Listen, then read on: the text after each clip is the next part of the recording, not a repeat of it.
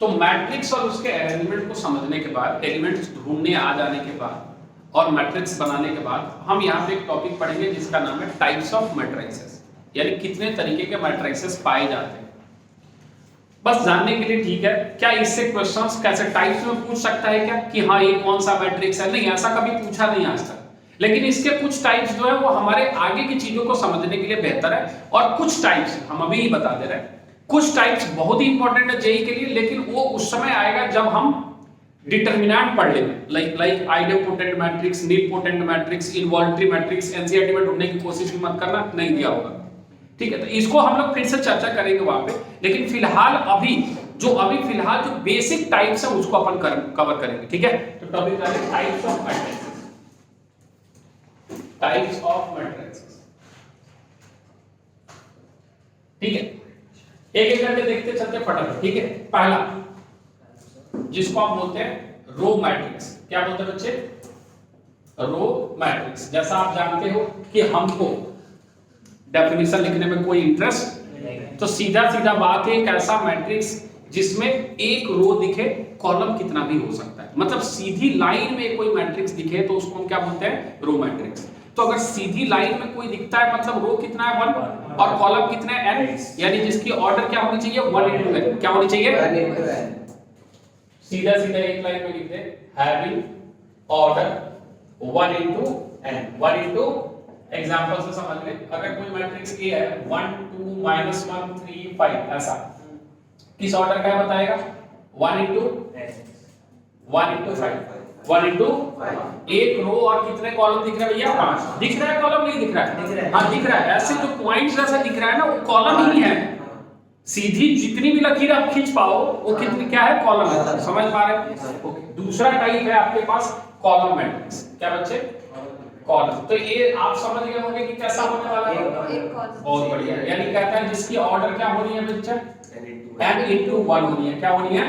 यानी एग्जांपल के तौर पे ऐसा लिख दे 1 - 1 3, तो ये किस ऑर्डर का है?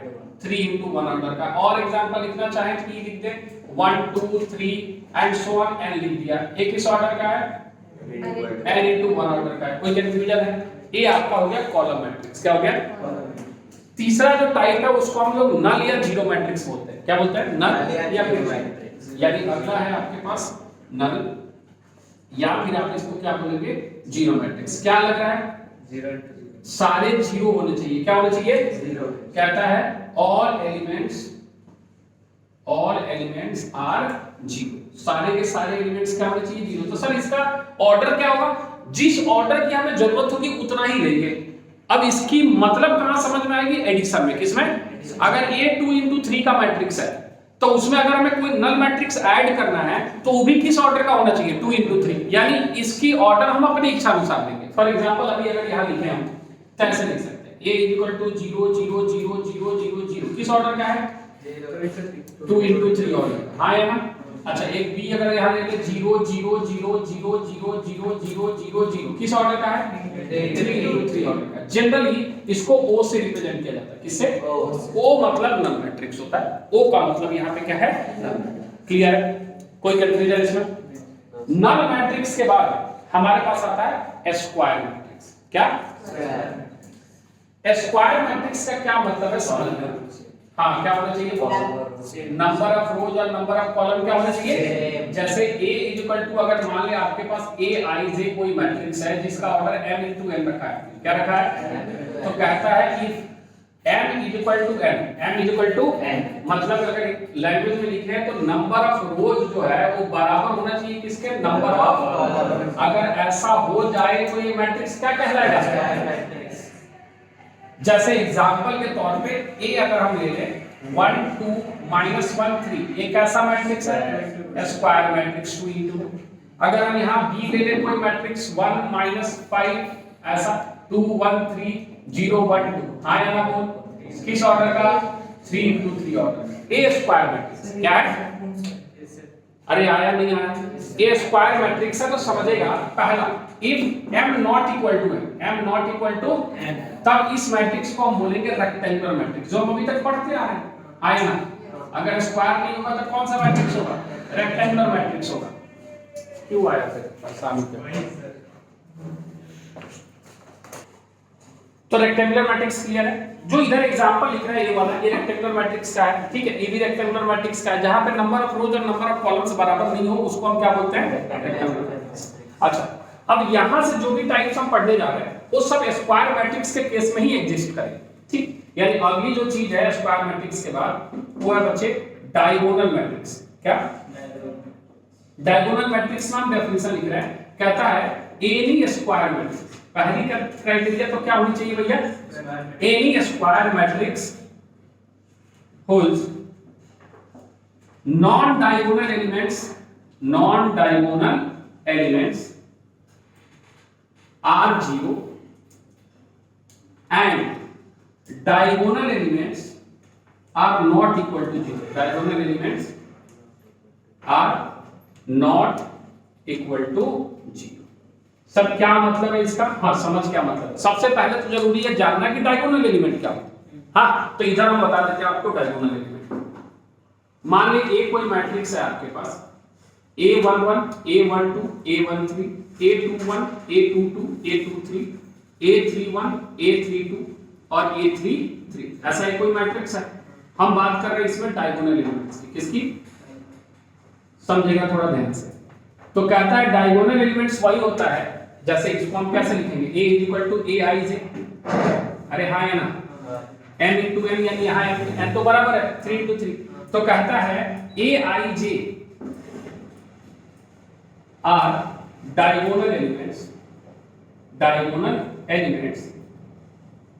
When i equal to J, i equal to J, इसीलिए हमें लिख रहा है ना, क्योंकि हमें तो ये डायगोनल एलिमेंट दिख रहा है कि a वाला डायगोनल एलिमेंट है, सीधा सीधा बात आया ना, a11 a22 a33 है ना डायगोनल एलिमेंट। लेकिन कुछ बच्चों का कहना होता है सर ये भी तो डायगोनल है, हाँ है ना, इधर से देखेगा तो ये भी तो एक डायगोनल ही है।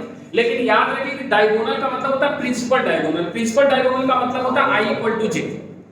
इसके साथ ये भी पढ़ ले, इसको हम बोलते हैं लीडिंग एलिमेंट। ये जो पहला रो दिख रहा है ना, अब चूंकि चर्चा हो ही गई है इधर, तो इस वाले को हम क्या बोलते हैं बच्चे, लीडिंग एलिमेंट। लीडिंग एलिमेंट का मतलब समझ रहे हो, जैसे पॉलिनोमियल पढ़ा था ना 9th में, तो जो सबसे ज्यादा पावर होता था जिस टर्म का x का, उसके साथ जो बैठा रहता था उसको लीडिंग कोएफिशिएंट बोलते थे, याद आ रहा है। इसको हम लीडिंग एलिमेंट बोलते हैं, यानी the element present in the first row are called the leading elements. Yes sir, अरे समझ में आई कोई बात, ये डायगोनल वाला क्लियर है।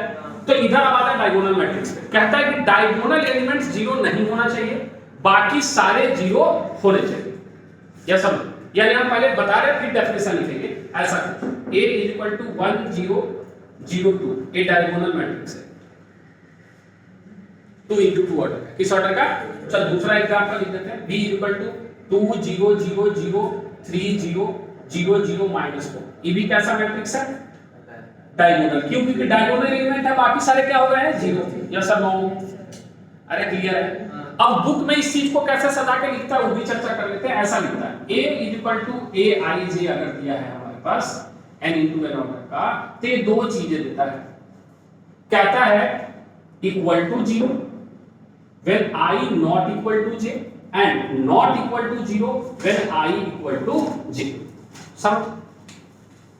समझ पा रहा कि i j के बराबर नहीं है, यानी i j के बराबर सारे क्या हो जाएंगे, जीरो, और जहां i j है वो जीरो नहीं होना चाहिए। क्या समझो, कोई कंफ्यूजन है। ये आपका हो गया डायगोनल मैट्रिक्स। क्या हो गया, अब डायगोनल मैट्रिक्स का एक टाइप चलेगा, देख कैसे जा रहा है। स्क्वायर मैट्रिक्स, उस स्क्वायर मैट्रिक्स का एक टाइप डायगोनल। अब इस डायगोनल का दो टाइप, एक है आइडेंटिटी मैट्रिक्स और दूसरा है स्केलर मैट्रिक्स। क्या, आइडेंटिटी मैट्रिक्स और स्केलर, यानी अगला जो टाइप है इसको हम बोलते हैं आइडेंटिटी मैट्रिक्स। क्या बोलते हैं, आइडेंटिटी मैट्रिक्स। इसी को यूनिट मैट्रिक्स के भी नाम से जाना जाता है, आइडेंटिटी मैट्रिक्स बोले या यूनिट मैट्रिक्स बोले, आसान भाषा में बताएं तो ऐसा कोई स्क्वायर मैट्रिक्स जिसका डायगोनल एलिमेंट कंपल्सरी 1 होना चाहिए। क्या होना चाहिए, और बाकी सारे क्या होने चाहिए। अब आसान भाषा में लिखते हैं, यानी कहता है नॉन डायगोनल एलिमेंट 0 होना चाहिए। नॉन डायगोनल एलिमेंट्स क्या होना चाहिए बच्चे, नॉन डायगोनल एलिमेंट्स होने चाहिए 0, और डायगोनल एलिमेंट्स क्या होने चाहिए 1। डायगोनल एलिमेंट्स कितना होना चाहिए बच्चे, कोई कंफ्यूजन, यानी ऐसा कौन सा, ये सीधी लकीर वाली 0 नहीं होनी चाहिए, बाकी सब ए वाला इसमें सर आपने वहां से ये वाला क्यों नहीं लिया? हमने बोला ना कि आई जे बराबर होना चाहिए, क्या लिखा? आई और जे, ये 1 3 है, क्या बराबर है? नहीं, ये 1 1 है, बराबर है? ये 2 2 बराबर है? अभी भी कोई शंका है? जोर से बोलो। जय माता। ठीक है, हाँ इधर क्लियर है? तो इधर देखिएगा, ये आएगा ऐसे 1 0 0 1, उम्मीद करते हैं समझ में आया। और 2 into 2 ऑर्डर का होता है, तो इसको हम I2 से रिप्रेजेंट करते हैं। किससे? यानी कहीं भी क्वेश्चन में I2 दिया है, इसका मतलब आइडेंटिटी मैट्रिक्स दिया है 2 into 2 का। अरे ऐसा नो, उसी तरीके से अगर 3 into 3 का लेंगे, यानी I3 लेंगे तो ऐसा दिखेगा 1 0 0 0 1 0 0 0 1। अरे आया, कोई कंफ्यूजन है? तो क्या इसको इस तरीके से लिखने आ जाएगा, equal to 1 when sorry equal to 0 when I not equal to j, और यहां पे क्या लिख देंगे, equal to 1 when I equal to A equal to aij, किस ऑर्डर का? n into n ऑर्डर का। ऐसे समझ कि ये 0 हो जाएगा जब I not equal to j होगा, और ये 1 हो जाएगा जब I इक्वल टू j होगा। क्या ये बात समझ में आई? कोई कंफ्यूजन है? इसका अगला टाइप है स्केलर मैट्रिक्स। क्या बच्चे? Scalar matrix. स्केलर मैट्रिक्स में क्या कहता है कि नॉन डायगोनल एलिमेंट्स तो अभी भी 0 है। नॉन डायगोनल्स क्या है? अभी भी 0। नॉन डायगोनल एलिमेंट्स अभी भी आपके पास 0 है, लेकिन अब डायगोनल एलिमेंट्स कुछ भी हो सकता है, लेकिन सेम होना चाहिए। क्या होना चाहिए? सेम मतलब कोई कांस्टेंट के मान लेते हैं, यानी ऐसा कुछ दिखेगा a इक्वल टू 2 0 0 2, b अगर एग्जांपल पे लिख दे तो 0, यहां पे 3 लिख दिया, 0 0 0 3 0 0 0 क्या लिख दिया 3। जो भी होना चाहिए सेम होना चाहिए। डायगोनल है और सेम नहीं, सेम है इसलिए स्केलर है, सेम नहीं होगा तो डायगोनल हो जाएगा, 1 होगा तो आइडेंटिटी हो जाएगा। यस और नो? कोई कंफ्यूजन है क्या? इसको इस तरीके से लिख लेगा, equal to 0 I not equal to j, k equal to I equal to j। ठीक है, कोई कंफ्यूजन है? ये बात हुई आपकी स्केलर मैट्रिक्स। किसकी? अब इसके बाद दो एक्स्ट्रा एनसीईआरटी खत्म, इतने ही टाइप्स आपके एनसीईआरटी में दिए हैं।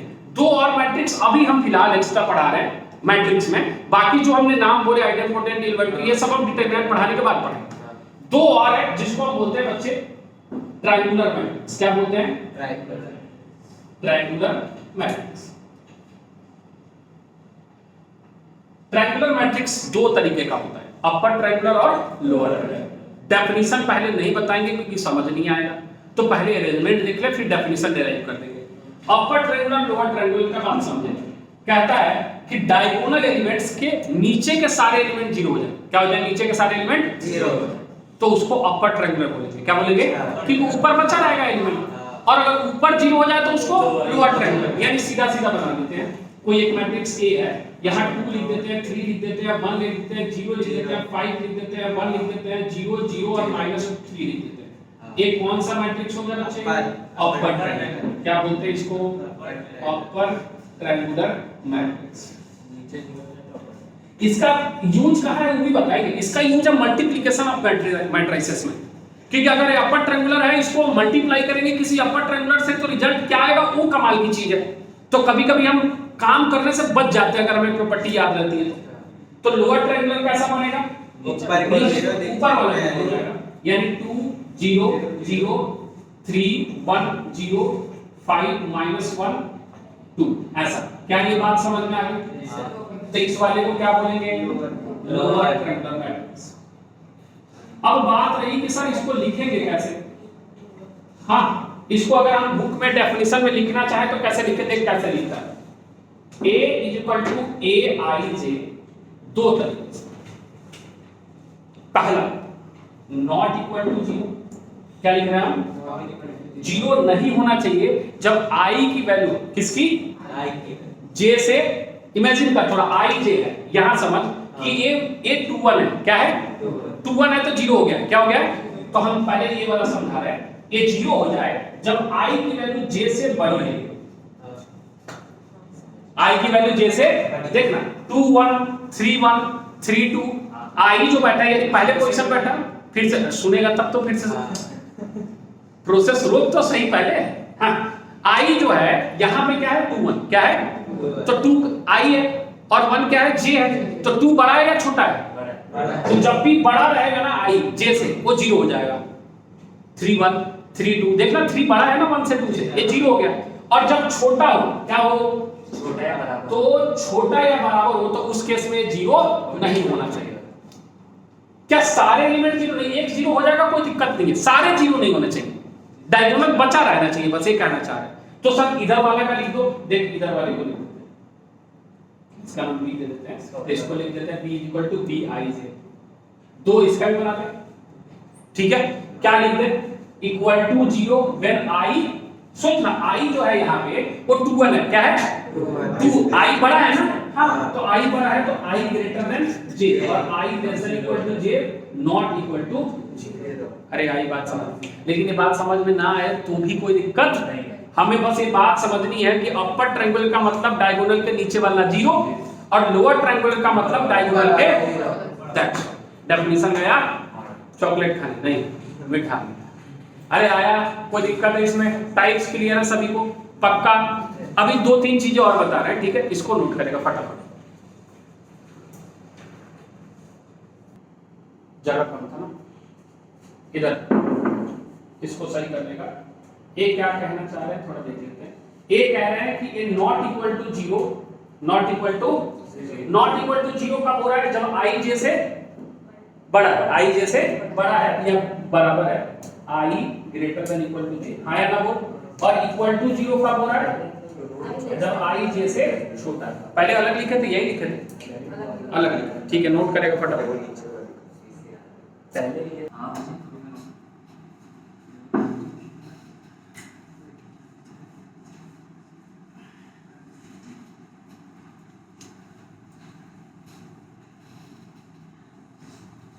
क्या तो वही क्या होगा?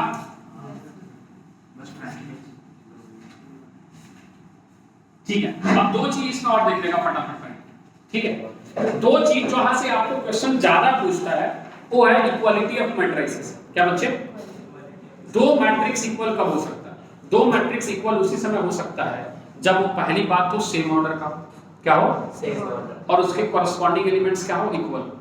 कॉरस्पॉन्डिंग 2 तरीके के मैट्रिसेस, एक कंपैरेबल मैट्रिसेस और एक इक्वालिटी ऑफ मैट्रिसेस यानी इक्वल मैट्रिसेस। कंपैरेबल का मतलब समझ में आ रहा है? 2 मैट्रिक्स को हम उसी समय कंपेयर कर सकते हैं जब वो सेम ऑर्डर के हो, क्या हो, सेम ऑर्डर। कोई जरूरत नहीं है लिखने की, 2 matrices are comparable if they are of same order, ठीक है। हमारे लिए जो जरूरी है उस पे हम फोकस करते हैं वो इक्वालिटी ऑफ मैट्रिसेस। क्या ये अगली जो चीज यहां हमें समझनी है वो समझनी है equality of matrices, equality of matrices. तो 2 मैट्रिक्स अगर आपके पास इक्वल उसी समय होंगे जब, जैसे हम अगर डेफिनेशन लिखे तो ऐसा है ए आई जे, अगर यहां हम ले लेते हैं किस ऑर्डर का बच्चे, m into n ऑर्डर का, और b ले लेते हैं क्या बच्चे, b i j किस ऑर्डर का, p into q ऑर्डर का, p into q। तो a और b उसी समय बराबर होगा if पहली बात कि m बराबर हो जाए p के और n बराबर हो जाए q के, पहली बात ये। और दूसरी बात कि हर a i j जो है ना वो बराबर किसके, b i j for each value of i and j, each value of i and j। यानी आसान भाषा में समझिए तो बुक की बातें, क्या ही फर्क पड़ता है कि 2 मैट्रिक्स इक्वल कब होंगे। हम एक क्वेश्चन से समझा रहे हैं कि जैसे मान लो a है 1 2 x plus y, यहां लिख देते हैं हम 2x minus 3y, यहां है 5, यहां एक b मैट्रिक्स हम ले लेते हैं जो हमारे पास बराबर है 5 minus 2 2 और 5, थोड़ा सा अलग कर देते हैं 7, ये कर देते हैं हम 7। ए ऐसा एक मैट्रिक्स है a एंड b, ठीक है। तो क्या कह रहा है, if a and b, a is equal to b, then find value of x and y, find value of, क्या ये बात समझ में आ गई? अगर x and y अगर ये दोनों बराबर है तो कॉरस्पॉन्डिंग एलिमेंट्स क्या होंगे, यानी a11 और b11 बराबर, यानी पहला इक्वेशन बनेगा 2x 3y 5 और दूसरा बनेगा x y 2। क्या एलिमिनेशन सभी को आता है? तो इसको हमें 3 से मल्टीप्लाई करके ऐड कर देना चाहिए, यस और नो? तो y कैंसिल आउट हो जाएगा, ये 2x और 3x कितना आ गया, अरे आया, ये हो गया 5 और ये का -6 -1, तो x की वैल्यू कितनी आ गई, जैसे x की वैल्यू -1 5 आ गई, y निकाल सकते हैं, y की वैल्यू आ जाएगी -2 और +1/5, सोच ले उस साइड जाएगा प्लस हो गया, तो y की वैल्यू आ गई -10 + 1/5, हां या ना? तो y की वैल्यू कितनी आ गई, -9/5। क्या ये बात समझ में आई? इसको इक्वालिटी ऑफ मैट्रिसेस बोलते हैं। क्लियर? जैसे ये और कॉम्प्लिकेटेड कर सकता है, और कॉम्प्लिकेटेड करने का कहने का मतलब है कि इसमें 2-3 वेरिएबल आपका इन्वॉल्व कर ले। क्या कर ले? जैसे एक क्वेश्चन और हम आपको बता दें, जैसे एक क्वेश्चन यहाँ पे दिया है कि x + y + z, नीचे दिया है आपके पास x + z और उसके नीचे दिया है आपके पास y + z। ये जो मैट्रिक्स है एक दिया हुआ है कितने के बराबर? 9 5 7, 9 5 और 7। पहली बात कि EV 3:1 ऑर्डर का है और EV 3:1 ऑर्डर का है, यानी सेम ऑर्डर का है, मतलब इसको हम कंपेयर कर सकते हैं। यस और नो? तो पहला इक्वेशन क्या बनेगा? x + y + z = 9, दूसरा बनेगा x + z = 5 और y + z = क्या? ये बात समझ में आ गई? तीन इक्वेशन, तीन वेरिएबल्स संभव है सॉल्व करना, बहुत सारा तरीका है, क्रॉस मल्टीप्लिकेशन भी है, बहुत सारा है, लेकिन जो एलिमिनेशन जो अभी फिलहाल आसान दिख रहा है कि इसमें से इसको सबट्रैक्ट कर देना चाहिए। तो EB - EB - EB - कैसे हो गया? x - y कितने के बराबर है? -2 के बराबर। तो यहां से तुम निकाल सकते हो y की वैल्यू जो कि है x + 2 के बराबर। हां, यहां बोलो y की वैल्यू x + 2 इसमें रख दे, तो y की जगह x + 2 रखोगे तो ये हो जाएगा 2x + z, सोचते रहना, और यहाँ पे ये आ जाएगा 2 उधर जाके हो गया 7 आया। 2x + z है, यहाँ से क्या उठा ले? x + z, क्या उठा ले? x + z उठा ले, कितने के बराबर? 5 आया।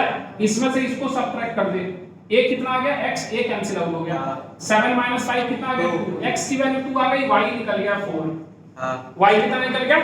अब इस वाले इक्वेशन में रख दे 2 + 2 + z जो है वो 9 है, तो z की वैल्यू आ गई है 5। अरे आया नहीं आया? अरे यस और नो?